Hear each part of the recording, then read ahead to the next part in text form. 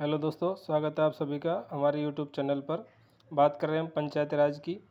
तो सबसे ऊपर जो होती है केंद्र सरकार होती है, उसके बाद में राज्य सरकारें होती हैं, तीसरी होती है स्थानीय सरकारें। स्थानीय सरकारें होती हैं ग्रामीण क्षेत्र में और शहरी क्षेत्र में।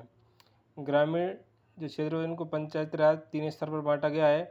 पहली है ग्राम पंचायत, दूसरी होती है पंचायत समितियाँ, तीसरी होती है जिला परिषद।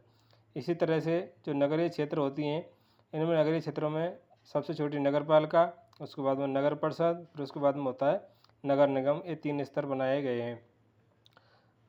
पंचायत राज की जो शुरुआत हुई है वो 2 अक्टूबर 1959 में बगदरी गांव नागौर से हुई है। पंचायत राज को जो संवैधानिक दर्जा दिया गया था वो 24 अप्रैल 1993 को दिया गया था।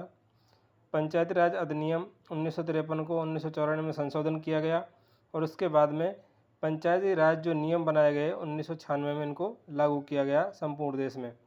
राजस्थान में वर्तमान में 33 जिला परिषद और 365 पंचायत समितियां आर्थिक समीक्षा के अनुसार। जो पंचायती राज संस्था हैं उनके लिए अनुदान किस तरह से दिया जाता है। पंचायती राज्यों के लिए जो केंद्र सरकार है वो 41% प्लस 1% 15वें वित्त आयोग की सिफारिश के आधार पर इनको अनुदान प्रदान करती है। और वित्त आयोग जो होता है केंद्र में अनुच्छेद 280 के तहत इसका गठन किया जाता है। इससे जो अनुदान होता है वो राज्य के द्वारा जो उनका स्वयं का टैक्स होता है उसमें से 6.75% पैसा ये छठे वित्त आयोग की सिफारिश के आधार पर स्थानीय सरकारों को देती है। इस 6.75% पैसे में से पंचायती राज को जाता है 75.10 पैसा, 10%। 75.10% पैसा जो है पंचायती राज को जाता है और 24.90% जो पैसा है वो शहरी निकाय को जाता है। ऐसा इसलिए है क्योंकि पंचायत ग्रामीण और शहरी जो जनसंख्या का अनुपात लगभग इतना ही है। पंचायती राज जो होता है उसमें से 75.10% जो पैसा है उसमें 75% जो पैसा है वो ग्राम पंचायत को, 20% पैसा पंचायत समिति को और 5% पैसा जिला परिषद को दिया जाता है। ये जो अनुदान दिया जाता है इसमें से 60% होता है टाइड और 40% होता है अनटाइड।